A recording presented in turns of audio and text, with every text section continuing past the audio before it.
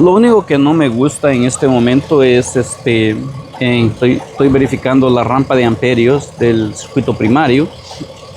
No veo que exista un problema de circuito corto entre el primario y el secundario cuando existe la inducción, que es normalmente en esta parte donde vemos eso.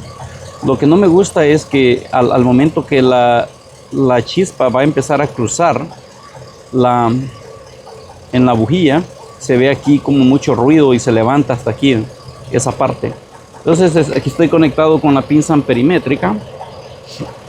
En la bobina número 3 tengo la pinza de bajo amperaje y voy a conectar con el circuito secundario.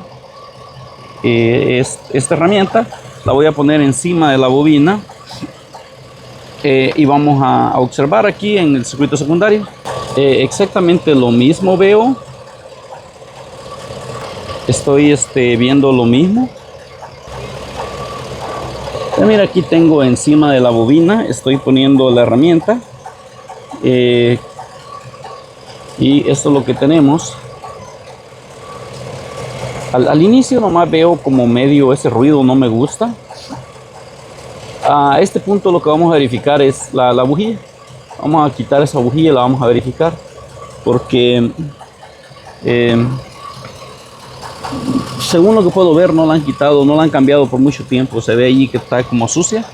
Así es que, pues bueno, ese es el siguiente paso. Si sale algo que me llame la atención, pues voy a hacer otra parte del video. De lo contrario, pues se queda en cosas básicas como entre inyección y sistema de encendido.